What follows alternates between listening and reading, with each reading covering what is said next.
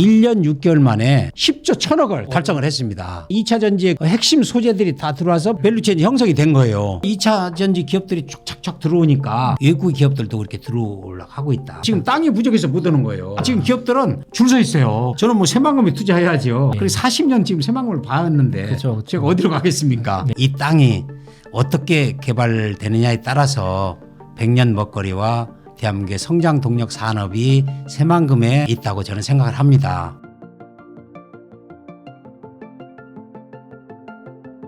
오늘은 새만금 개발청의 김경환 청장님을 모시고 인터뷰를 나눠보도록 하겠습니다. 청장님 안녕하세요. 네, 감사합니다. 네. 청장님 이렇게 귀한 시간 내어주셨는데요. 네. 모르시는 분들이 많이 있으실 것 같아서 네. 간단하게 자기소개 부탁드리겠습니다. 저는 작년 7월 7일 새만금 개발청장으로 부임해서 1년여 동안 업무를 추진하고 있는 김경안 새만금 청장입니다. 시청자 여러분 감사합니다. 청장님, 많은 국민분들께서 새만금에 대해서 많이 들어는 봤는데 정확히 뭐 하는 사업인지 잘 모르세요. 그래요. 새만금은 이제 1991년도에 착공을 시작했는데요.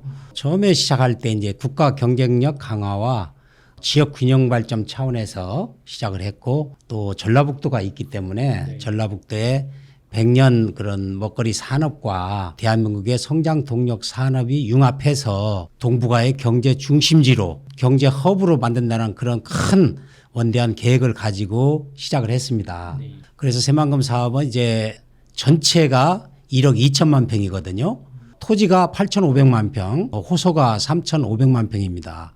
그래서 이 1억 2천만 평의 새만금은 5개 권역으로 나눠서 개발 계획을 갖고 있거든요. 5개 권역은 첨단 산업단지 허브를 조성하는 단지. 두 번째는 이제 관광, 레저 산업의 컨벤션, 복합 리조트 산업의 마이스 산업을 접목한 단지. 세 번째는 농생명, 첨단 농생명 단지. 그리고 네 번째는 이제 스마트 수변 도시. 다섯 번째는 해양, 환경 단지를 조성한 그런 5개의 권역으로 나눠서 지금 개발을 추진하고 있습니다.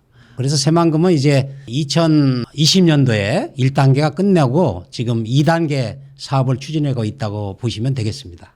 네. 청장님 말씀을 들어봤을 때 굉장히 스케일이 큰 여러 가지 5가지 산업이 있는데 그럼 이런 거를 사실 개발을 제대로 하려면 뭔가 이렇게 중심을 잡고 어떤 민관이 이렇게 함께 돼서 추진하는 그런 강력한 주체가 있어야 될 것 같은데 그렇습니다. 그게 새만금 개발청이라고 들었거든요. 새만금 개발청은 어떤 일을 하는 곳인가요? 새만금 개발청이 개청한 지가 지금 10년이 됐습니다. 오래됐군요. 예, 10년이 됐는데 새만금 개발이 시작한 지는 이제 34년이 됐고요. 그렇죠. 네. 그래서 새만금 개발청은 말 그대로 그런 1억 2천만 평의 광활한 땅을 개발하는 그런 청이거든요. 그래서 개발청의 모든 인허가권을 또 다 가지고 있고 새만금에 이제 방조제를 막아서 호수로 되어 있는데 그걸 또 이제 매립을 해서 토지를 만들어내고 또 그런 여러 가지 산업들을 집어넣을 수 있는 전략을 세우고 그래서 그렇게 하고 있는데 2010년에 MB 정부 때 기본적인 그런 인프라 계획을 그때 세웠습니다. 그래서 산업단지 그런 농생명용지, 환경단지 이런 걸 그때 세워서 지금까지 14년 동안 쭉 이어오고 있거든요. 그런 작업들을 새만금청에서 하고 있고요.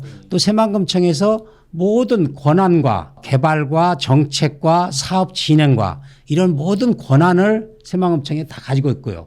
또 새만금청에서 그런 사업을 하면서 또 책임도 막중하게 가지고 있고 그렇기 때문에 이 새만금청이 바로 1억 2천만 평의 새만금의 그런 개발과 정책과 사업을 모든 업무를 총괄한다 이렇게 보시면 되겠습니다. 청장님 그러면은 사실 많은 시청자분들은 새만금 하면 거기 무슨 뭐 농사 짓는 땅으로 몇십 년 전부터 개발하다가 무슨 태양광 한다 그러고 사실 뭐 하는지 잘 모르거든요. 지금까지 사업이 근데 개발이 좀 진행이 많이 됐다고 들었습니다. 어떤 좀 성과들이 있었을까요? 원래는 이 새만금 1억 2천만 평이 식량 안보 차원에서 전부 농생명용지로 구성돼 있었어요. 근데 이걸 이제 농생명용지가 30%, 산업단지, 환경, 생태단지, 또 관광 내재단지에서 70% 이렇게 2010년도에 MB정부에서 확실하게 바꿨습니다. 그리고 또한 그때 당시에 이제 각종 인프라 사업, 공항, 항만, 철도, 고속도로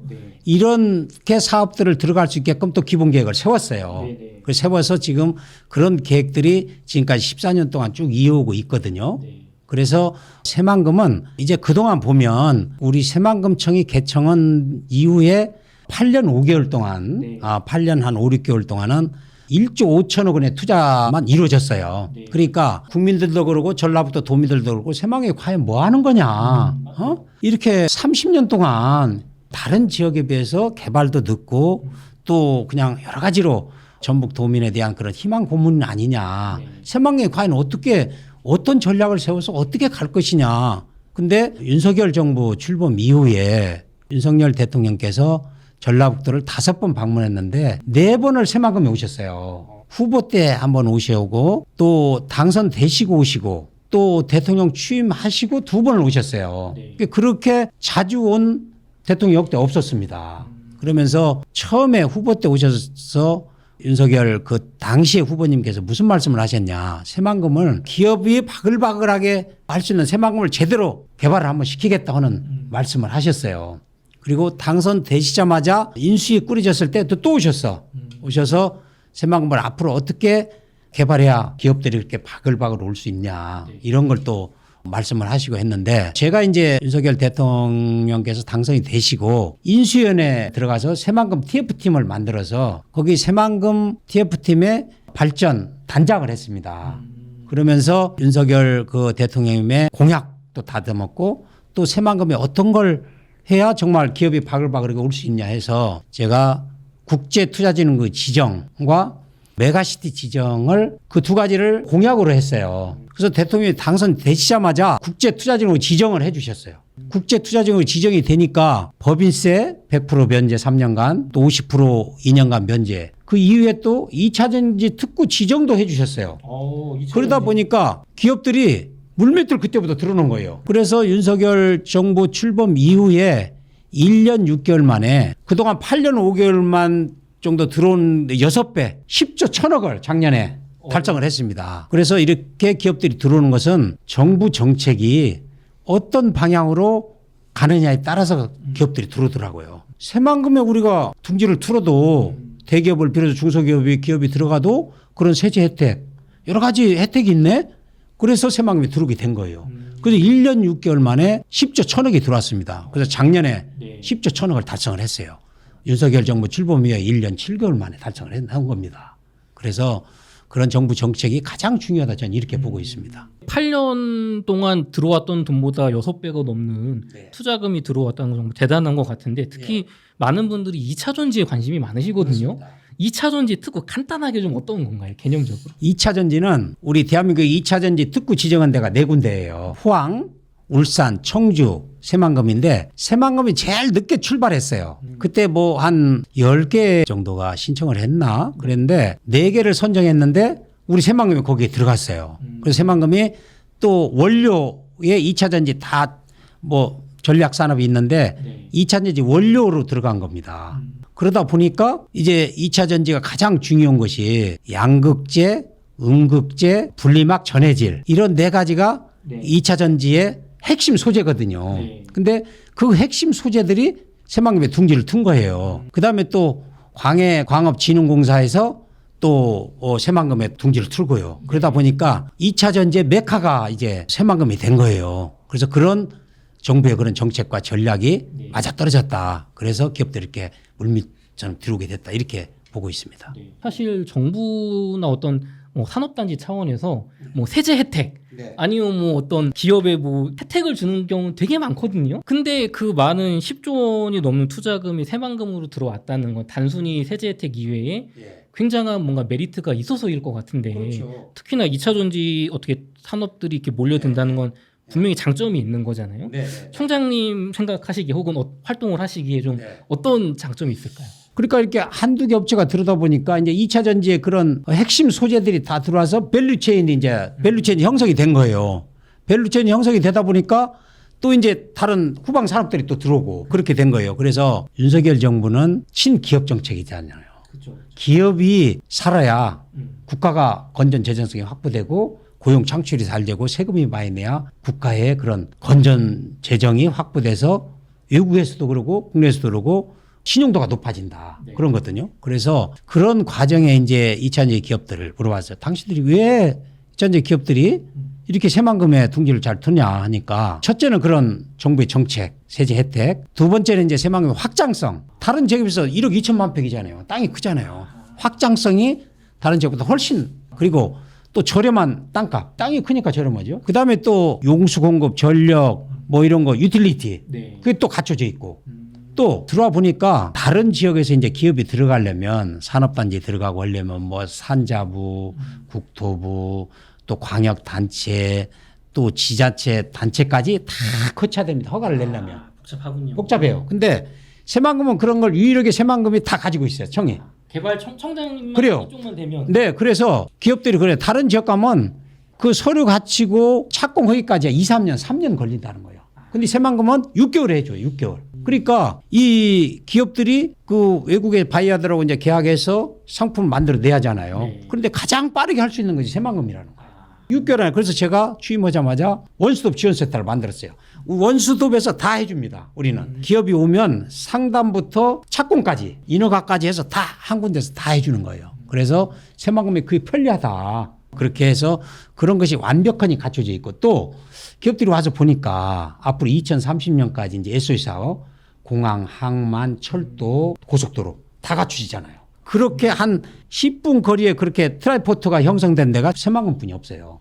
공항, 항만, 철도가 갖춰지는 데가. 네. 그래서 그것이 갖춰지기 때문에 그렇게 또 완벽하게 돼 있는 지역이 없답니다. 그래서 이 기업들이 물밑들이 들어오기 시작한 거예요. 땅값도 싸고 네. 인프라도 좋고 그렇죠. 뭐 인허가 빨리 해주고 네. 야 그거 좋은데요. 네. 또 확장성. 그쵸. 네, 앞으로 확장성이 아주 크고. 더 잘 되면 더 넓힐 수도 네, 있는 네, 거고. 맞습니다. 사실 2차 전지 같은 첨단 산업에서 6개월 1년의 시간은 굉장히 빠른 변화거든요. 그러면요. 예, 1년 예. 전만 해도 저 막 중국산 네, LFP 네. 배터리 얘기하고 있었는데 네. 이걸 3년까지 다른 데는 걸리는데 6개월은 정말 큰 장점이 있는 것 그렇습니다. 같습니다. 그렇습니다. 예.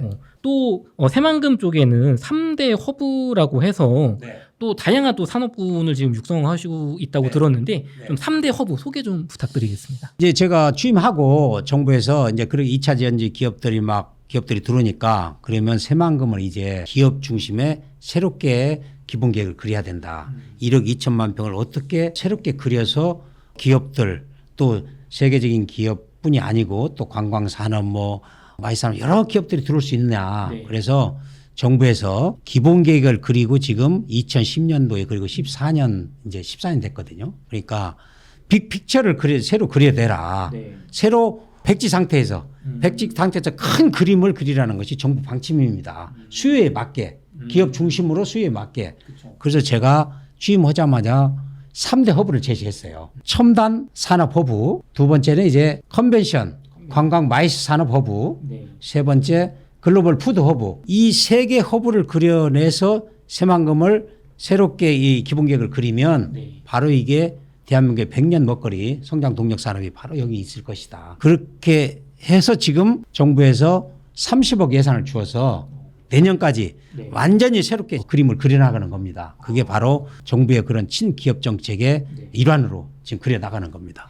그럼 2차 전지 같은 산업은 지금 첨단 산업 분야에 지금 들어가 있는 그렇습니다. 하위 예, 예. 분야인 거네요. 어떻게 네, 보면. 그렇습니다. 아, 그럼 더 다양한 산업들이 다 들어가 있는 그렇죠. 거네요. 이제 들어가죠. 이제 다 들어갑니다. 아, 그렇군요. 뭐, 예, 예. 뭐 자동차 산업도 들어가고, 뭐 AI 산업도 들어가고, 이제 다 들어갈 겁니다. 아, 저는 새만금이 그냥 2차 전지 특구 요 정도 생각을 했는데 네네네. 이 스케일이 다르군요. 아, 땅이 너무 크니까요. 그러니까. 땅이 여의도 141배. 아, 그렇게 큰가요? 예, 얼마나 큽니까? 총장님 그래도 새만금 산업하면 애초에 태생은 식량 안보 그렇죠. 또 전북하면 또 어쨌든 이런 식품 산업 예, 이쪽에 또 중심지잖아요. 또 전북 도민들을 위한 네. 어떤 식품 허브 이런 쪽도 좀 네. 진행이 되는 게 있을까요? 그럼요.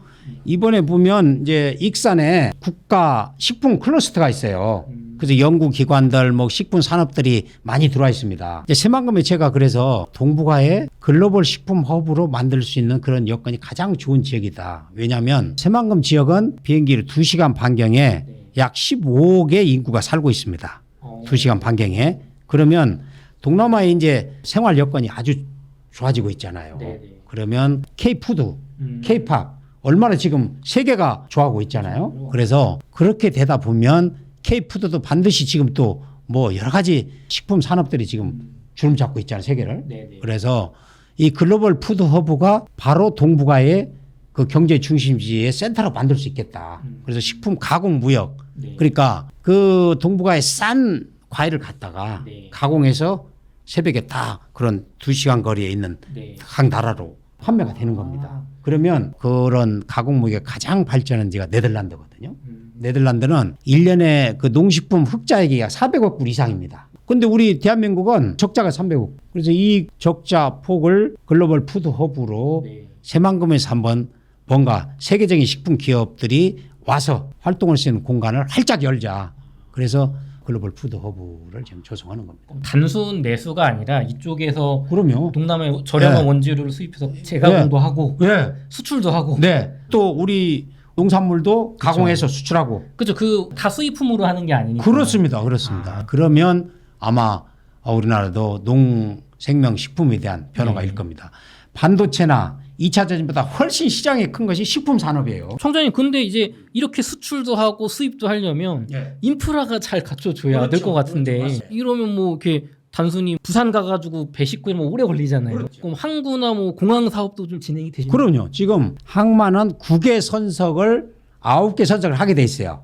근데 지금 2개 선석이 내년에 완공돼서 네. 내후년에 개항합니다. 그리고 이제 내후년에 개항하는데 앞으로 이제 또 9개 선석이니까 7개 선석을 더 해야죠. 네. 그런데 그 7개 선석은 2개 선석을 지금 추진해서 이제 엊그저께 또 해수부 장관이 네. 또 현장에 왔다 갔어요. 와서 항만을 어떻게 개발할 것이냐 네. 그런 이야기도 하셨고 또 배후단지 네. 배후단지도 정부 국가 재정 사업으로 할 수 있으면 하겠다 하는 그건 이제 민자 유치를 하게 돼 있는데 네. 하겠다는 또 말씀도 주셨고 그리고 또 이 정부에서 그 우선 항만에 크루즈 전용 항으로 띄울 수 있는 것이 환경부하고 문체부하고 합의를 했어요. 그래서 크루즈 항으로 새만금을 전용 항으로 할 수 있다 하는 것을 의견을 지금 했습니다. 그렇기 때문에 새만금 이제 그런 크루즈를 비롯한 네. 그런 이제 글로벌 푸드 허브항을 하려면 네. 그 맞게 항을 해야 돼요. 예를 들면 네덜란드의 노트르담 항이 그 식품 전용 가공 항구거든요.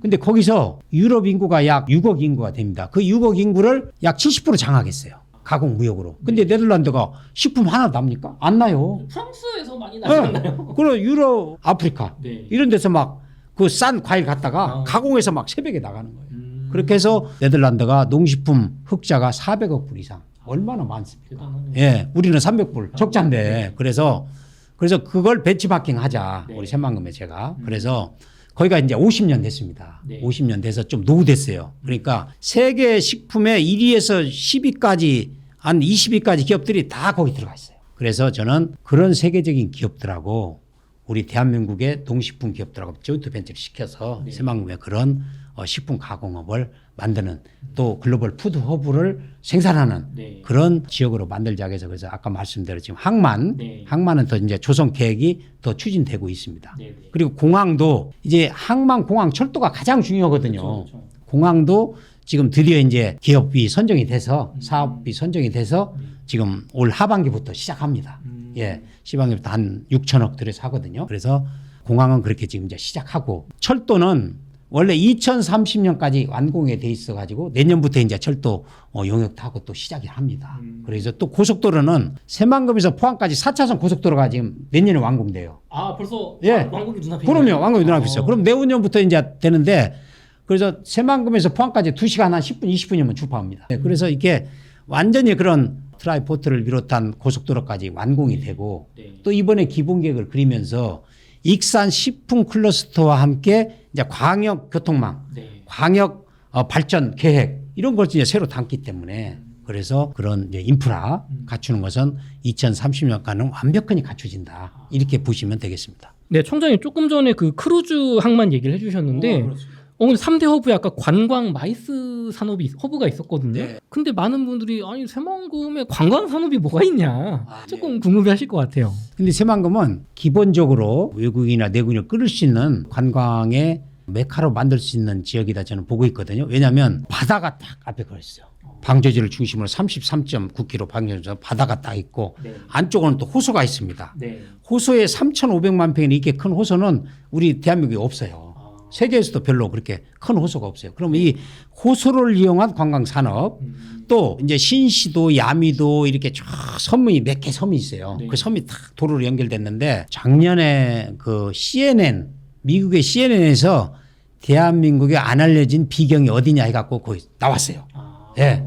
거기 비경으로 쫙 가장 아름다운 곳 이렇게 해서 나왔습니다. 네. 그래서 그런 걸 다 접목하면 관광지로서의 충분한 그 영향력 지역을 가지고 있다. 저는 이렇게 보거든요. 네. 그래서 이제 세계적인 대세가 물을 이용한 관광 산업입니다. 그렇죠. 그래서 거기 이제 물을 이용해서 어떤 관광 산업을 하느냐. 네. 우리나라가 국민 소득이 3만 불 됐잖아요. 네, 네. 그래서 그래서 우리가 이제 앞으로 그 3만 불 이상이 되면 네. 요트 산업이 발전하거든요. 이 요트를 할 수 있는 가장 최적지가 새만금이에요, 또. 아, 네. 그렇군요. 네.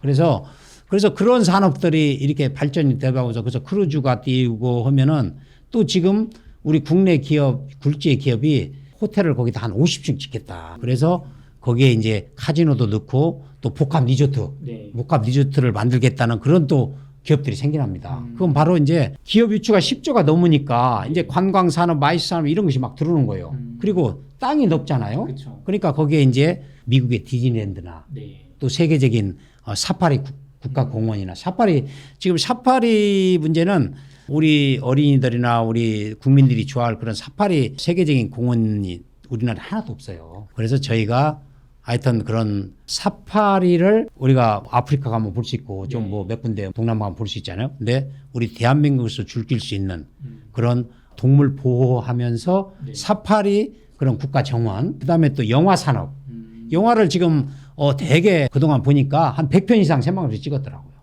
그래서 영화 산업, 그다음에 말 산업 이런 여러 가지 산업들을 접목하면 새만금이 가장 관광하기 좋은 도시가 될 것이다 이렇게 보고 있습니다.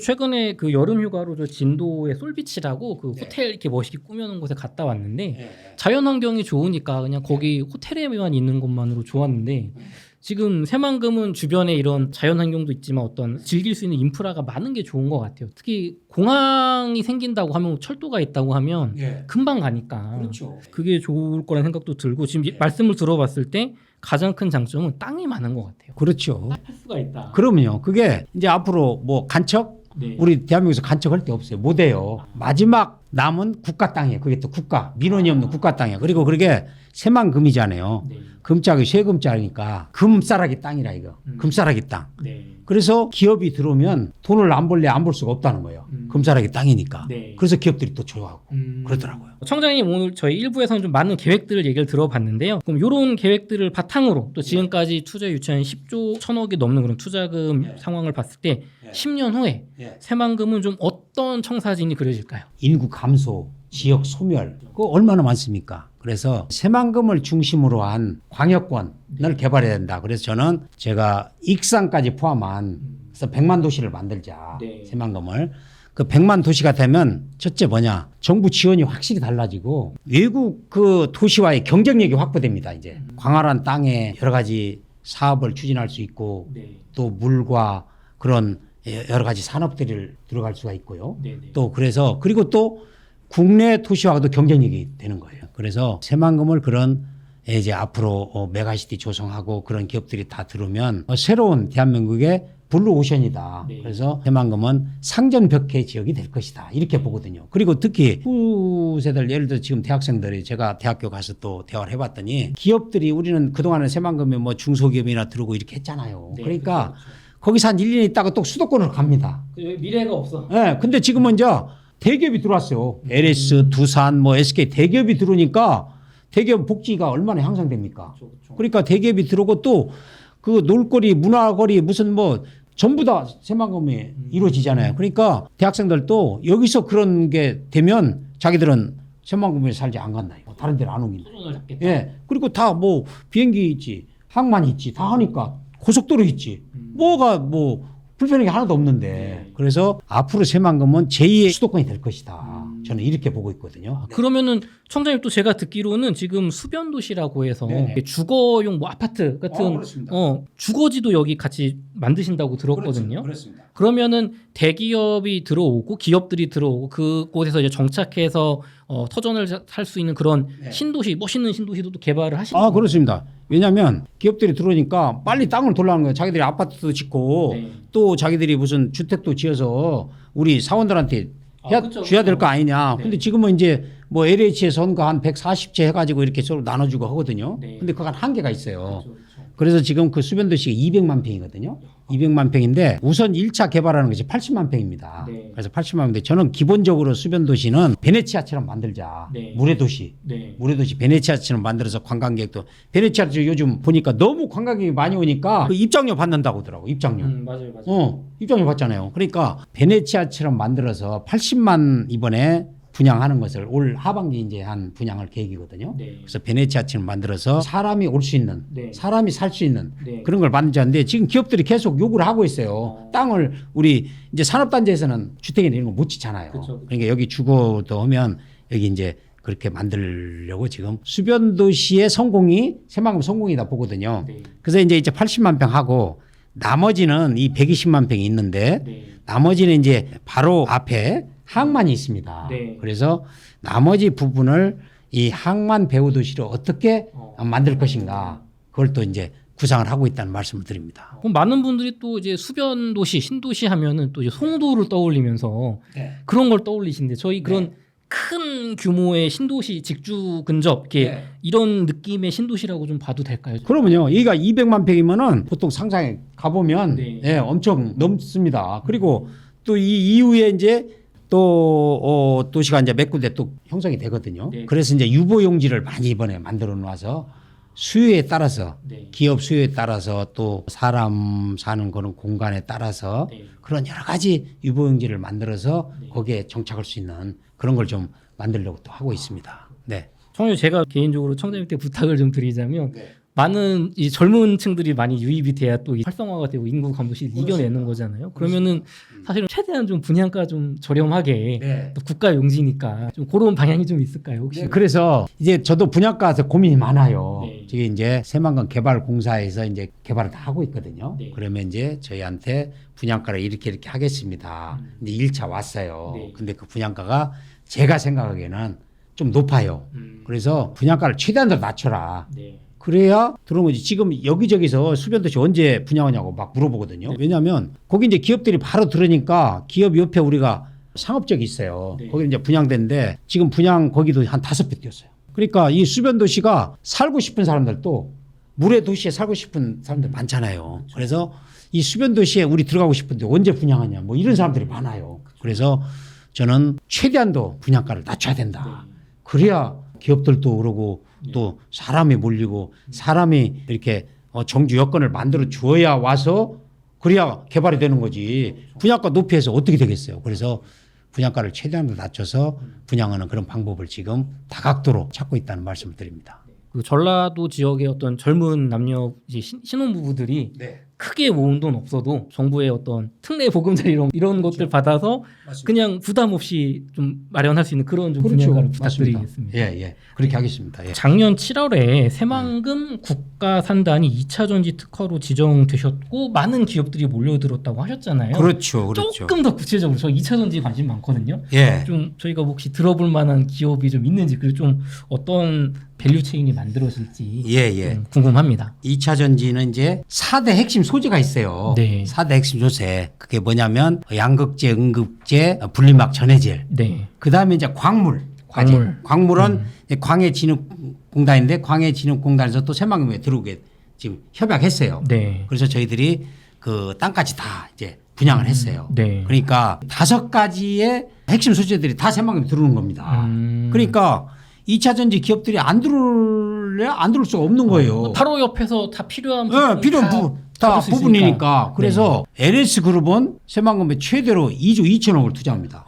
LS그룹. 네. LS그룹이 2조 2천억을 투자하고 그래서 지금 공장을 착공해서 지금 짓고 있습니다. 아 짓고 있군요. 네, 짓고 이게 있어요. 중요합니다. 저희는 짓고 협약 있습니다. 말고 진짜 짓고 짓고 있느냐. 있습니다. 네네. 그리고 가장 먼저 들어온 두산 PSL, 두산그룹, 네네. 두산그룹은 이제 본격 가동, 시험 가동하고 있어요. 아 이미 다 지었고 지어가지고 가동 지어가지고 가동하고 있어요. 네네. 그리고 또 이제 세계적인 그런 배터리, 네. 배터리에 대한 만드는 그 강자가 네. 이제 성일 하이텍이 있어요. 세계적인 기업입니다. 네네. 기술력이 네. 그 성일 하이텍도 지금 한 달 전에 완공해서 공장으로 완공해서 지금 공장 가동을 시작했어요. 그러니까 그런 2차 전지 기업들이 쫙쫙쫙 들어오니까 네. 그래서 이제 외국계 기업도 지금 관심도 높아지고 관심 높고 또 외국계 기업들도 지금 들어오려고 지금 다 준비하고 있고 설계하고 있어요. 네.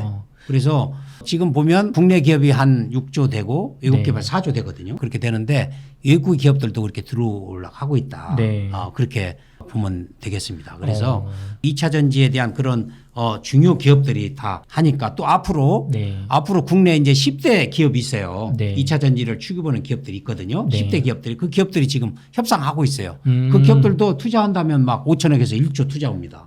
그러면 그 기업이 들어오면 또 후방 산업 기업들이 또 들어와요. 그렇죠. 같이 협력업체들 많이 앵커 있으니까. 기업이 딱 들어오니까. 그래서 새만금은 그런 2차 전지의 원자재부터 시작해서 다 밸류체인이 완전히 형성됐어요. 또 2차 전지가 전력이 많이 소모됩니다. 맞습니다. 전력. 근데 전력 문제도 산자부에서 적극적으로 지원해 주셔가지고 한전에서 우리 전력을 막 계속 앞당겼어요. 전에는 2028년까지 네. 전력이 이제 쭉 연도별로 돼 있었어요. 왜냐하면 기업이 안 들어오니까. 서두를 필요 없죠. 서두를 필요가 없잖아요. 근데 갑자기 기업이 들어오니까 2026년도에 완공할 걸 2025년도로 앞당겼고 2028년도에 앞당길 걸 2026년도로 앞당겼고 2028년도에 할 걸 네네. 이렇게 전력 관련 기관이 협조를 해 주셔서 네네. 협의를 다 해 주셔서 전력을 앞당겨서 하니까 네. 전력 문제가 해소되니까 기업들이 또 다 들어오는 거예요. 예. 청장님, 근데 또 2차 전지 하면 전력도 중요하지만 예. 또 이 용수, 물 네. 수원이 또 중요하다고 들었는데 네네. 그런 부분도 좀 확보가 될까요? 용수는 저희는 물은 많이 있잖아요. 새만금에. 예, 네. 그래서 용수는 크게 걱정이 없습니다. 그렇군요. 용수 공급은 걱정이 없어요. 용수는 많이 있잖아요. 그럼 인프라, 전력, 용수, 예, 뭐 예. 광물까지 부족함이 그렇죠. 없다. 그러니까 그런 유틸리티도 다 구성이 되니까 완성이 되니까 기업들이 그냥 들어오는 거예요. 그냥 공장만 지으면 믿고 되는구나. 찾고 그럼 공장만 딱 지면 왜냐하면 2차 전지 그 기업들 공장 들이니 보니까 1년에서 1년 6개월 걸리더라고요.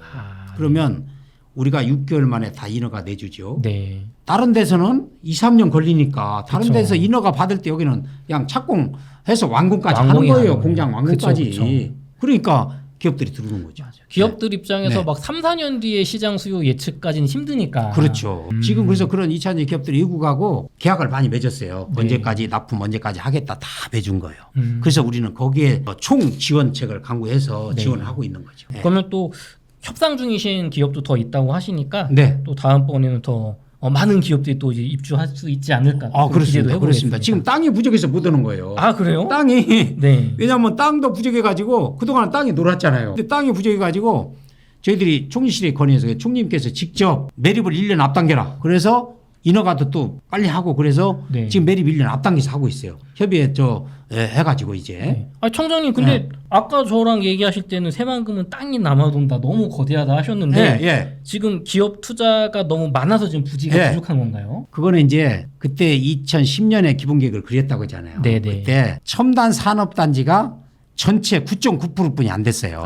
비중이. 전체 비중이. 네. 근데 9.9% 중에 도로 뭐 그다음에 공원 뭐 이런 걸 다 빼면 그렇죠. 산업 빼면 실질적으로 4.5%뿐이 안 됩니다. 얼마 안 됐군요. 예, 4. 첨단 산업단지가 전체 1억 2천만 명이 4.5% 얼마나 되겠어요? 그렇죠. 1,000평 정도. 그죠 이걸 네. 좀 늘려야 되잖아요. 그렇죠. 시대가 늘려야 되잖아요. 많이 바뀌었죠. 예, 바뀌었잖아요. 산업이. 그래서 이걸 늘리다 보니까 산업단지 조성하고 상업지역 조성하고 주택 조성하고 그런 데가 전체 지금 개발하고 있는 데가 560만 평이거든요. 네네. 현재 한 200만 평 정도 매립이 돼서 다 분양이 되고 그랬어요. 네. 이게 나머지가 지금 많이 남아있지. 그렇죠. 이게 전체 그 공구를 9개 공구로 나눠서 하고 있거든요. 네네. 근데 지금 1, 2, 5, 6 공구 이런 공구는 이제 땅이 다 나와서 분양이 다 끝나버렸어. 그러니까 지금 3709, 809, 4909 이런 공구별로 매립을 시작한 거예요. 네. 그래서 매립을 1년 앞당겨서 10월 이후에 또 분양이 시작합니다. 그러니까 지금 기업들은 줄 서 있어요. 땅을 돌라고. 그거를 분양 받아야 되니까. 그렇죠. 땅을 분양 받고 거기서 지어야 되니까. 네. 그래서 지금 첨단 산업단지의 그 땅이 많이 부족하다. 그리고 지금 기업들이 들어오려고 해도 못 들어오고 있다. 지금 매립을 해서 분양을 해야 되니까. 그렇죠. 네. 청장님, 근데 또 2차 전지 산업에 또 너무 집중하는 것 아니면 예. 좀 우려의 목소리도 있어요. 예, 그리고 예, 예. 2차 전지 전용 특구는 아니니까 예, 예, 예. 첨단 산업 일을 이제 하신다고 했는데 예. 2차 전지 이외의 산업도 그럼 들어오는 건가요? 그럼요. 지금 이제 뭐 잘 아시지만 신재생 에너지 산업이 몇 조 들어와 있고요. 네. 그다음에 이제 자동차 산업도 앞으로 들어올 계획이 가지고 있고. 어. 그래서 이제 정부의 또 R&D 사업들, 네. R&D 사업들도 들어올 계획 가지고 있고. 또 그래서 분야는 네. 다양하게 들어옵니다. 근데 이제 주류는 이제 2차 전지가 주류가 되겠지만 네. 그런 산업들이 계속 들어오고 있다. 아. 그래서 앞으로도 들어오게 될 것이다 이렇게 보고 있고요. 또 이제 외국 기업들도 많이 들어오잖아요. 네네. 외국도 그 독일 기업, 뭐 미국 기업, 그다음에 중국 이런 또 다양화해서 들어오는데 그래서 저는 새만금을 그 땅이 넓으니까 외국 그 무탄소 요즘 CF배 네. 우리 정부에서 추진하는 무탄소 지역의 세계적인 그런 산업단지로 새만금을 좀 만들어보자 해서 또 그런 또 구상도 하고 있다는 말씀을 드립니다. 근데 청장님, 보통 산업단지 하면 저희가 떠오르는 이미지는 네. 어떤 뭐 반도체라든가 어떤 뭐 IT 산업 같은 거야 공해가 없는 깨끗한 예, 도시인데 예, 예. 그냥 산업도시 하면 저희는 그냥 막연한 느낌은 공장에 이렇게 매연 나오고 예. 이런 느낌이거든요. 근데 지금 친환경적인 조성을 위해 노력을 많이 하신다고 예, 들었어요. 예, 예. 이 부분 설명 좀 부탁드릴게요. 그 이제는 이 산업단지가 그 친환경 산업을 유치하지 않으면 어렵잖아요. 2차 전지 산업도 폐수, 오폐수는 많이 나오지만 그걸 그 기업들이 옛날에 이렇게 틀려서 기업들이 더 시설을 잘합니다. 그래서 이제 환경 문제는 걱정 안 해도 된다. 오폐수 나오고 막 이런 거 그러면 없다. 그런 거 나오는데 그걸 정지하고 뭐 해서 다 합니다. 그 예전에 왜냐하면 막 몰래 막 버려가지고 그렇죠. 기업들이 지금은 옛날하고 틀려서 네. 기업 이미지가 있기 때문에 만약에 그런 뭐 몰래 버리고 그런 거에 더면 기업 문 닫아야 돼요. 그러면 막 몇천억씩 투자해가지고 되겠습니까? 네. 그래서 지금은 우리가 지도도 하지만 네. 자기네들이 더 그런 시설을 더 잘해요. 환경 기초 시설 이런 걸 더 잘해가지고 아무 문제가 없습니다. 예, 그렇게 보시면 되고 옛날처럼 기업을 운영했다가는 그 기업들도 다 문제되죠. 그래서 개발청에서도 가만히 있지 않겠죠. 그렇죠. 그래서 지금은 환경 문제 그런 문제는 기업들이 더 알아서 잘한다. 네. 그걸 우리가 지도를 잘하고 또 규정에 맞게 잘 할 수 있도록 네. 그렇게 하면 되겠다 이런 말씀드립니다. 또 청장님, 근데 이렇게 기업들이 많이 입주를 하다 보면 사실은 많은 이 우수한 인재들이 필요하잖아요. 그렇죠. 근데 이제 네. 이런 좋은 회사들에서 장기간 이 전라북도 새만금의 터전을 잡고 많은 분들이 네. 이제 근로자로서 일을 예. 하기 위해서는 예. 근로자분들을 위한 복지 정책이나 뭐 이런 게 좀 잘 돼 있어야 또 그렇죠. 살기가 좋아야 잡는 그렇죠. 거 아닙니까? 예, 예. 그런 준비도 되시는 게 있을까요? 그러니까 2차 전지나 뭐 이런 게 기업들이 전력을 많이 소비하는 거는 데이터 센터나 이런 거 전력을 많이 소비하는 기업들은 가장 중요한 게 전력과 인력이더라고요. 그 인력을 어떤 방향으로 해서 네. 그 전문 인력들, 네. 근로자들 또 사원들 이걸 어떻게 잘 기업들한테 이렇게 잘 접목을 해주냐 그게 있거든요. 네. 그래서 저는 제가 취임하자마자 좀 대학하고 기업들하고 이렇게 MOU는 체결했는데 그건 의미가 없다. 저는 1대1로 매칭을 시켜주자. 그래서 필요한 기업이 소요 인력, 네. 그다음에 기술력, 뭐 전문 인력 뭐가 필요한가 해서 전라북도에 그런 대학하고 1대1로 딱 맺혀줍니다. 기업과 예. 전라도의 어떤 대학이 1대1로 매칭이 되는 그렇죠. 거예요? 대학도 그 전문대학도 고등학교도 기계공고 이런 데도 딱 맺혀줘서 또 이제 이번에 한 7월 중에 그런 기계공고 공고 또 몇 개 있거든요. 그쵸, 그런 그쵸. 기업들 또 폴리텍 대학들 네. 그런 대학들하고 또 협약을 합니다. 그래서 필요한 인력을 딱 주어서 네. 기업들이 필요한 인력을 딱 우리한테 제출하면 주어서 바로 양성해서 바로 투입할 수 있는 네. 그렇게 전문적으로 네. 그렇게 하고 있다는 걸 말씀을 드리고 앞으로 또 계획도 그렇게 돼 있고 지금 그렇게 추진하고 있다는 말씀을 드립니다. 그래서 당장 이제 두산 PSL이 내년에 네. 한 전문 인력과 근로자 한 100명 필요하다는 거예요. 네. 그래서 지금 그거 다 지금 협의해주고 있습니다. 그렇군요. 사실 네. 많은 기업들이 어떤 전국의 대학교 졸업장은 우수하지만 네. 실제로 당장 현장에서 필요한 어떤 기술을 갖추고 있지 않은 그런 분들 네. 때문에 되게 인력 구인은 어려움이 그렇죠, 있는데 그렇죠. 딱 예. 필요한 수준에 적절하게 이제 매칭해 예, 주신다는 그렇죠. 얘기입니다. 예. 청장님 또 이 새만금 쪽 수변 도시에 이렇게 터전을 잡고 살다 보면 뭐 부산이라든가 뭐 천안 혹은 뭐 서울 같은 대도시에 또 이제 놀러 가고 싶은 분들도 많이 있잖아요. 그렇죠, 그렇죠. 근데 이게 뭐 KTX나 뭐 공항 이런 게 좀 잘 돼 있어야지 네, 맞습니다. 고립감을 안 느낄 것 같은데 맞습니다, 맞습니다. 그런 게 좀 잘 될까요? 그럼요.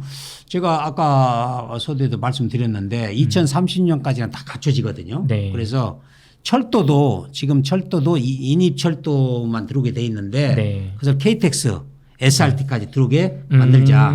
그래서 익산까지 포함한 네. 광역 교통망 네. 그걸 이번에 기본 계획에 듭니다. 네, 넣어서 그렇다 보면 이제 예를 들어 서울에서 새만금까지 1시간 반 출발하거든요. 네. 그리고 이제 포항까지는 또 고속도로가 돼 있고 네네. 또 이제 뭐 여러 가지 철도도 또 많이 깔릴 것이고 그래서 그렇죠, 또 그렇죠. 특히 우리는 앞으로 이제 대륙을 향한 네. 유라시아 철도까지 그렇게 이제 하거든요. 그래서 그런 인프라는 걱정 안 해도 된다. 그래서 이제 생활권이 확실히 좀 나아진다 이렇게 보고 있습니다. 산업용 철도만 들어오는 게 아니라 네. 여객 수송용도 들어온다. 그렇죠. 여객용도. 그렇게 지금 그건 이제 정부하고 협의가 남았는데 네네. 우리 입장은 그렇게 해서 근데 앞으로 또 그렇게 들어와야 되는 거 아닙니까? 그죠? 새만금 그런 거 거대한 그래 땅인데 그렇죠. 또 그렇게 아까 들어와야 되겠죠. 말씀하신 네. 관광산업 활성화하고 하려면 네. 일반 어떤 관광객이나 여객분들이 들어오셔야 되니까. 네, 네, 그렇습니다.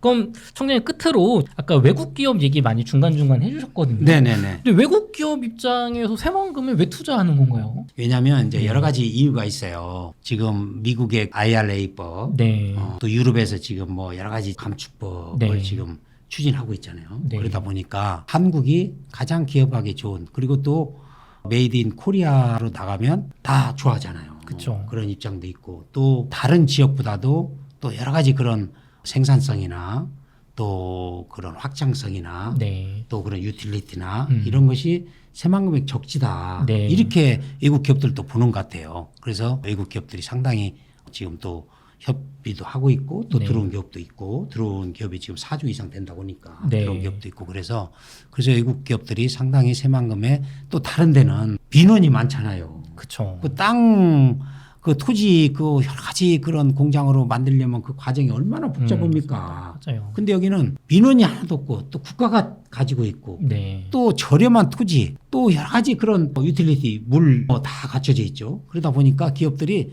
가장 편리하다는 거예요. 근데 외국 기업도 역시 마찬가지죠. 그쵸. 그래서 저는 이 정말 새만금을 무탄소 그런 세계적인 산업단지로 저는 네. 조성하자. 네. 그걸 세계에 알리자. 네. 그런 것을 지금 정책적으로 준비하고 있다는 말씀을 드립니다. 네, 청장님 지금까지 굉장히 긴 시간 동안 새만금과 관련된 얘기를 나눠봤는데요. 예. 저는 이렇게 공공에 계신 분들 인터뷰하면서 예. 아니 이렇게 전문성을 가지신 청장님 정도 되는 직위의 분은 처음 봤거든요. 예. 사실 이제 실무자들이야 할 법한 얘기를 예. 청장님께서 하셔서 청장님 개인적으로 좀 이쪽에 터전이 있으신 건가? 좀 고향이 실례지만 좀 어디십니까? 이제 고향은 이제 전북이고요. 아. 저는 이제 익산에서 계속 학교도 다녔고 네. 또 성장을 익산에서 많이 했고요. 그리고 이제 전라북도 그 도의회 네. 도의원도 제가 3선을 했거든요. 그러시군요. 도의원하면서 그래서 네. 저는 그 이제 새만금의 산 역사를 가지고 있다 이렇게 보는 건 제가 40년을 새만금에 대한 연구를 했어요. 왜냐하면 40년을 1991년도에 이제 착공 때부터 네. 그때 이제 노태우 그 대통령 때 착공했거든요. 네. 착공해서 그때부터 이 새만금이 전라북도의 미래 먹거리 산업은 새만금이다. 그러면 새만금을 어떻게 발전시키고 개발할 것이냐. 네. 그래서 마침 그러다가 이제 도의원이 됐어요. 네. 그래서 도의원하면서 새만금의 그런 정책을 수립하는데 좀 깊숙이 관여를 했죠. 네. 그리고 이제 MB 정부가 출범해서 새만금 TF팀을 만들어서 거기 전문위원을 했어요. 네. 그러니까 되게 보면 정치인들은 어디 가면 자문위원이나 국문이나 하잖아요. 맞아요. 근데 저는 새만금의 그런 전문성을 가지고 있는 걸 누가 뭐 알았는가 어쩌는가 모르겠습니다만은 그때 당시에 전라북도 지사를 하던 강현욱 지사님이 있어요. 네. 그게 이제 처음 시작한 분이거든요. 그분이 네. 새만금 TF팀의 팀장을 하고 제가 전문위원 하면서 그 당시에 이제 정부의 실국장들 싹 파견을 받아서 네. 그때 새만금에 초석을 둔 거예요. 아까 말씀드린 그런 뭐 항만은 어디다 하고 공항은 어디다 만들고 철도는 어떻게 놓고 도로는 어떻게 놓고 네.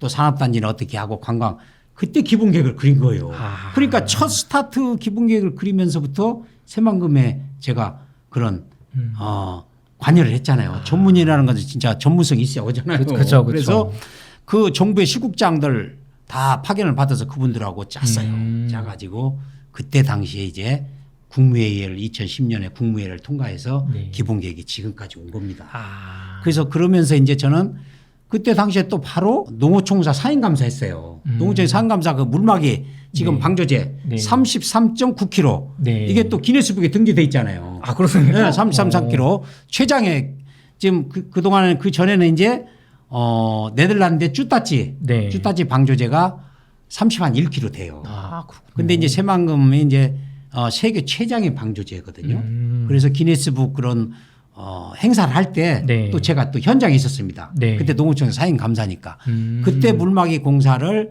그때 방조제 공사 준공식을 네. 그때 이명박 그 전 대통령을 모시고 네. 거기서 한 거예요. 네. 그렇게 하면서 이제 제가 또 유일하게 이제 총리실에 네. 총리실에 새만금 위원회가 있는데 네. 거기 민간 위원들이 있습니다. 네. 위원장은 이제 총님이 하시고 거기 민간 위원 또 참여해서 새만금의 그런 정책 결정하는 과정에 또 같이 있었고요. 아. 네.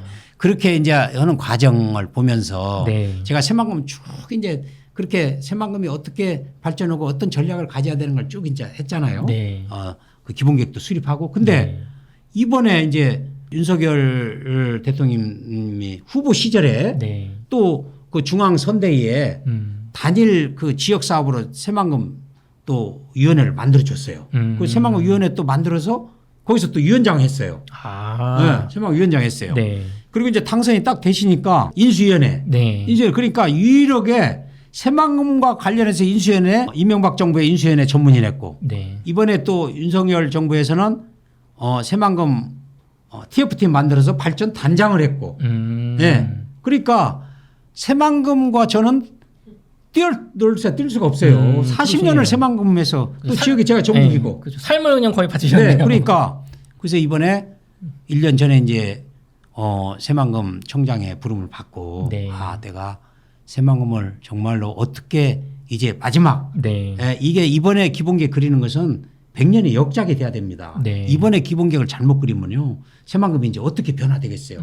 그림을 잘 그려놔야 우리 후세들이 그 그림을 바탕으로 더 개발하고 그렇죠. 더 발전시키고 하면서 이제 새만금이 정말로 대한민국의 그런 성장 동력 산업 동북아의 경제 중심지가 될 수 있는 데가 새만금뿐이 없잖아요. 네. 예? 그래서 그렇게 그런 사명감을 가지고 제가 이제 이번에 내년까지 그런 기본 계획을 다시 그리는 거예요. 그러다 보니까 14년 전에도 전문위를 했고 네. 새만금 그리고 이번에 또 새만금 이렇게 기본 계획을 또 그리고 그렇죠. 그래서 새만금 저하고는 정말 운명이다. 숙명 네. 같다. 그리고 이제 이건 여당 같지만 새만금에 탑이 2개 있어요. 탑이.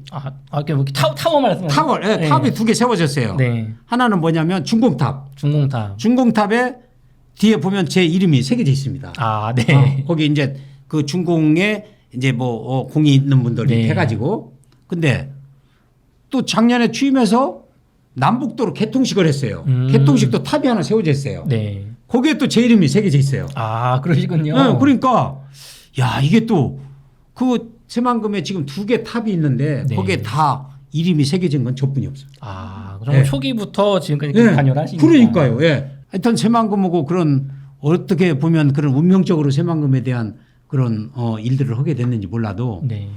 이제 이번에 작년에 또 새만금 개청한 지가 10년이 됐어요. 네. 기념식을 하는데 그 기념 또 나무 심었고. 네. 그러니까 야 제가 정말 이 일생을 살면서 네. 새만금과의 그런 관계가 네. 새만금 나는 뭔가 정말로 역사의 그런 죄인이 안 되게 네. 정말 새만금회가 대한민국을 먹여 살리는 네. 그런 대한민국의 최고의 그런 정책으로 만들어서 정말 동북아의 경제 허브, 경제 중심지로 만들어야겠다는 그런 일념으로만 지금 뭐 솔직히 일하고 있습니다. 네. 이러니까 네. 전문성이 있다고 느껴지는데요. 예. 또 제가 궁금한 건 사실은 청장님이 오시고 나서 지금 뭐 8년 동안 투자받은 거 6배인 10조 원 투자를 유치를 하셨다고 네, 그렇습니다. 하잖아요. 1년 만에. 그렇습니다. 아무리 뭐 여기 내가 연구가 있고 이렇게 네. 전문성이 있다고 해도 그냥 예, 예. 되는 게 아닐 것 같은데. 그렇죠. 예, 그렇죠. 단기간에 좀 큰 성과 이루신 비결이 있다면 뭐가 있을까요? 그거는 정부 정책이에요. 윤석열 대통령이 제가 소대 이야기했잖아요. 네. 5번 전라북도 왔는데 네. 4번을 새만금에 왔어요. 4번을 새만금에. 네. 그런데 그렇게 오신 대통령이 없어요. 네. 그렇죠. 그리고 오셔서 말씀뿐이 아니고 네. 지원을 해주셔요. 지원을. 국제투자진흥기구 지정, 네. 2차 전지 특구 지정. 네. 이게 한 지역에 이렇게 2개 받은 제가 우리나라에 없어요. 굉장히 국제투자진흥기구 지정은 1호입니다. 1호. 네. 없어요. 네. 그래서 이렇게 정부 지원하니까 사실 네. 기업들이 왔지. 우리 사장님 기업인들이 저 뭐 김경환이 보고 투자했겠어요? 저는 기업인들 알지도 못하는데. 네. 그래서 이제 제가 와서 세일즈맨이다. 우리 대통령도 그러셨잖아요. 국가의 대한민국 1호 세일즈맨이라고. 네. 저는 우리 전체 직원이 세일즈맨이다. 우리는 이렇게 정부에서 지원해 주는데 기업 유치를 못 하면 안 된다. 그렇죠. 네, 그래서 제가 하여튼 작년에 취임하면서 제가 1년 6개월 동안 작년 말까지 하면서 제가 10조 유치하겠다. 네. 이렇게 공약을 했어요. 그랬더니 또 일부 이제 우리 직원들은 걱정이 많지요. 어떻게 10조를 하냐. 비현실적인 거 아니냐. 네. 그 전에 이제 쭉 제가 오기 전에 또 그런 투자진흥 지정이 돼갖고 한 6조 했어요. 네. 이걸 또 다 했어. 이제 4조를 해야 돼. 어떻게 이제 한 6개월뿐이 안 남았는데 네. 이미 기업들은 다 했는데 어떻게 하냐. 그래서 제가 취임하자마자 일주일 만에 대기업 찾아다녔어요. 제가 지금도 기억납니다. 울산에 LS 가는데 네. 비가 장대비가 오는 거예요. 그걸 승용차 우리 직원이 네. 운전하고 네. 또 우리 직원들 둘 데리고 울산까지 갔어요. 야. 제가 네. 가서 이러이러 새방금 이렇습니다. 그러니까 거기 사장님하고 협의하고 그렇게 하면서 왔어요. 그렇게 오고 또 몇 군데 이제 또 그렇게 찾아다녔죠. 무조건 가서 네. 새방금 이런 장점이 있습니다. 들어오십시오. 그러면 자기들이 검토할 거 아닙니까? 그쵸. 검토하면 새만금에 들어가도 되겠네. 이런 입장이야. 또 와서도 후회하지 않고 네. 들어와서 지금 공장 중국에서 가동한다고 했잖아요. 네. 그분들이 전부 다 저번에 그 성일 하이텍이라고 유명한 세계적인 기업입니다. 그 네. 폐 배터리에 대한. 네. 근데 그 회장께서 저한테 여러 번 감사하다고 그런 거예요. 가서. 그래서 왜 그러냐 했더니 너무 새만금청 직원들이 잘해줘가지고 업무도 뭐 하여튼 뭘 요구하면 바로바로 그걸 다 그냥 직원들이 다 뭐 어떻게 해야 됩니다. 뭐 해야 됩니다. 바로바로 피드백이 오고 네. 이렇게 해서 정말 빠른 시일 내에 공장을 준공하게 됐습니다. 이러더라고요. 저는 그런 좀 디테일은까지 모르잖아요. 네. 근데 우리 직원들도 그렇게 막 이제 기업들이 들어오니까 네. 10조가 되니까 직원들도 얼마나 흥이 나겠어요. 신이 나죠. 네. 그래서 주위에서 야, 새만금 직원들이 도민들이나 국민들이 그런 거 새만금 직원들이 눈빛이 달라졌다는 거야. 일하려고는 그런 분위기가 조성이 되니까. 네. 그렇게 해서 정부의 그런 정책 지원과 네. 그다음에 우리 청 직원들의 그런 노력 이런 것이 합쳐져서 그렇게 10조가 유치되지 않나 이렇게 보고 있습니다. 그렇죠. 아무래도 직원이 실무를 하시는 입장에서 네. 뭐 기업들 입장에서는 제가 기업 대표님이라도 이거 반짝하는 사업이냐 네네네. 진짜 네. 5년 10년 국가가 네. 밀어준 그거를 따지게 될 텐데 네, 그렇습니다. 거기서 이제 앞으로 계속 밀어주는 사업이라는 게 확정이 되면 정말 긍정적으로 검토할 것 같아요. 네, 그렇습니다. 근데 청장님 그렇게 하시더라도 네. 나름의 어려움이 있으셨을 것 같은데 또 실무적인 관점에서도 네. 개발청 이제 1년 취임되셨는데 네. 10주 유치하시면서 가장 뭐 힘들었던 기업 아니면 뭐 극복했던 경험 뭐가 있을까요? 뭐 크게 어려움은 없는 것 같은데요. 왜냐하면 이게 정부가 네. 어떤 정부냐에 따라서 이렇게 바꿔지더라고요. 근데 우리 윤석열 정부는 친기업 정책이잖아요. 네. 그러니까 부처도 다 기업 작년에도 그랬어요. 부처에서 네. 기업이 요구하는 예산은 다 들어주라. 다 해주라. 네. 그러니까 제가 이래가 편했죠. 네. 예. 그래서 작년에 이제 조금 처음에 예산이 좀 깎였잖아요. 네. 깎였는데 그 깎인 부분에 대해서도 기업이 요구하는 거 이거는 다 들어주라. 또 그리고 윤석열 대통령께서 직접 기업 간담회를 또 하셨어요. 아, 그때 그렇군요. 군산에 오셔서 간담회 오면서 요구하는 거 용폐수 관로 설치 또 뭐 전력 그다음에 또 기업 뭐 지원 센터 이런 거 다 오니까 그런 거 다 정부에서 지원 다 해주는 거예요. 네. 그래서 그런 건 없는데 이제 새만금청이 외청이다 보니까 좀 이렇게 외청은 전부 이제 대전에 있고 세종에 네. 있잖아요. 네. 우리는 군산에 나와 있잖아요. 네. 그럼 우리 직원들이 복지나 근무 여건도 좀 어약해요. 그래서 저도 이제 제가 취임하자마자 6층에 그 좀 카페를 만들었어요. 아. 직원들이 점심 먹고 와서 차도 한 잔 마시고 네. 또 민원인들 오면 1층 그냥 이렇게 조그마한 데서 상담하지 말고 네. 6층에 모셔서 그럼 6층에서 딱 올라가면 전체 560만 평의 그 땅이 그 산업단지가 쫙 전경이 보입니다. 그 좀 더 아무래도 네. 그리고 거기서 커피도 마음대로 마실 수 있고 책도 볼 수 있고 공간. 그래서 6층이 비었길래 그거 딱 만들었어요. 네. 그래서 거기서 이렇게 또 활동을 하고 하는데 이제 아무래도 외청이다 보니까 저희들이 이제 그런 기업 유치 네. 그다음에 업무를 하는 부분에 이제 인력이 상당히 아무래도 좀 부족한 면도 있고 또 예산 부분도 있는데 네. 그런 것을 이제 저희들이 정부와 잘 협의하면 네. 우리 정부가 친기업 정책인데 그런 거 다 지원해 주죠. 그래서 지금 정부와 또 여러 가지 그런 부족한 부분에 대해서는 지금 협의를 하고 있다는 네. 그런 말씀을 드립니다. 아, 그렇군요. 네. 총장님 그럼 또 아무래도 시청자분들 입장에서는 네. 지금까지는 정부에게 적극적인 지원이 있었는데 예. 이게 앞으로 뭐 5년 뒤에 10년 뒤에도 계속 유지될 수 있을까에 대한 걱정도 조금은 있으실 것 같아요. 그렇죠. 그럼 요번에 기본 계획을 잘 세워서 네. 어떤 정권이나 세월의 흐름에 좀 이렇게 흔들리지 않는 그런 정책을 잘 세워야 될 것 같은데 그렇죠. 앞으로 좀 만들어 나갈 뭐 기본 계획 이런 예. 건 좀 어떤 방향을 잡고 계실까요? 그러니까 지금 새만금은 이제 원래 2050년까지 4단계로 개발하게 돼 있어요. 네. 2020년에 1단계. 네. 지금이 이제 2단계입니다. 2030년까지. 2030년까지 개발을 하면 한 80% 개발이 돼요. 네. 그리고 2040년까지 하면 90% 개발이 되고. 아. 그래서 저는 2040년까지 좀 앞당기자. 2050년까지 갈 게 아니고 네. 앞당겨서 빠른 시일 내에 개발해서 음. 그런 아까 인프라 구축하고 네. 또 그다음에 이번에 기본계획 그리면서 그렇게 그려 나가고 네. 수요에 맞게 기업 수요에 맞게 그려 나가고 이렇게 가자. 네. 그런 입장이거든요.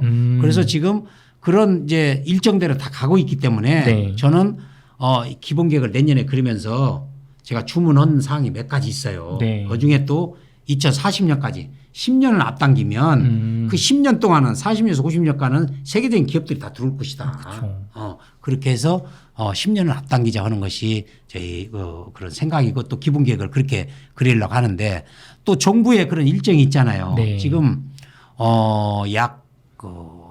지금 새만금의 투자 금액이 네. 한 22조 정도 되거든요. 아. 근데 지금 한 11조 정도 투자가 됐어요. 네. 11조 투자 됐는데 우리가 10조 유치를 해버렸잖아요. 그렇죠. 그러니까 정부에서는 11조 투자하고 10조 유치가 됐으니까 정부에서는 투자할 만하죠. 그쵸, 다른데 정부 예산으로 투자하면 그렇게 투자가 빠지는 데가 있습니까? 없지. 그쵸. 그래서 앞으로 이제 그런 10조 이상의 투자가 되면 그 기업들이 그러더라고요. 기업 회장들이 그때 간담회 하는데 10조가 됐기 때문에 이제 이 10조가 시드머니가 돼서 100조를 유치할 수 있다. 정작 그러지 않습니까? 기업들이 그러는 거예요. 자기들이 그거 만들어 내겠다는 거예요. 그래서 100조 만약에 그렇게 유치가 되면 네. 새만금이 어떻게 변하겠습니까? 대단해질 것 같습니다. 예. 아까 말씀대로 상전 몇 개 네. 되는 거죠. 예. 총장님 긴 시간 동안 인터뷰 해주셨는데요. 제가 약간 주제에서 벗어나 저희 네. 투자 채널이니까 네. 투자 질문 하나 해드리겠습니다. 그러면 말씀하시죠. 예. 만약에 청장님께서 예. 지금 시점에 예. 금, 예. 비트코인, 예. 주식 예. 그리고 새만금에 투자를 하실 수 있다면 예. 어디에 좀 투자를 하시겠습니까? 저는 뭐 새만금에 투자해야죠. 그래서 기업들이 와서 네. 우리나라에서 제일 땅 많이 갖고 있는 사람 우리 김기환 청장님 만나러 왔습니다. 그래요. 1억 2천만 평이라고 하니까. 근데 저는 개인적으로는 솔직히 딱 한 평도 없습니다. 근데 앞으로 저는 이제 새만금에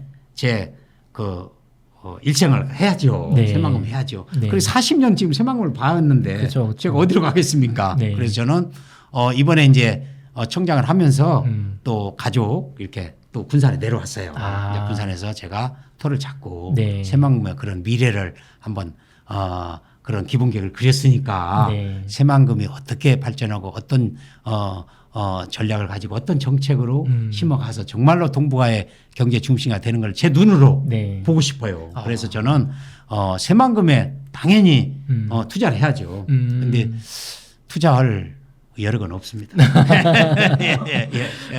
저 진심이 느껴지는 게 많은 네. 분들이 네. 사실은 뭐 서울의 집과 땅을 네. 가지고 계시고 네. 그냥 예. 잠깐 임기하셨다가 예. 가시는데 예. 총장님은 지금 미사도 하시고 그쪽에 사실 네. 40년 터전을 네. 잡고 계시니까 네. 좀 진실성이 느껴지는 것 네. 같습니다. 네. 네. 네. 총장님 끝으로 저희 신사임당 예. 시청자분들을 위한 마지막 한 말씀 부탁드리겠습니다. 신사임당 시청자 여러분, 국민 여러분 잘 새만금 관련해서 들으셨습니까?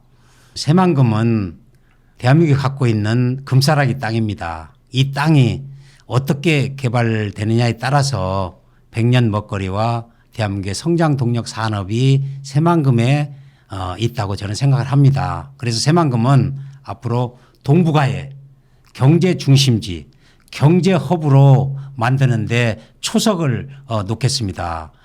국민 여러분 그리고 시청자 여러분 많이 관심 가져주시고 성원해 주시기 바랍니다. 감사합니다. 네, 이렇게 해서 김경환 새만금 청장님과의 인터뷰를 마치도록 하겠습니다. 긴 시간 동안 수고 많으셨습니다. 네, 감사합니다.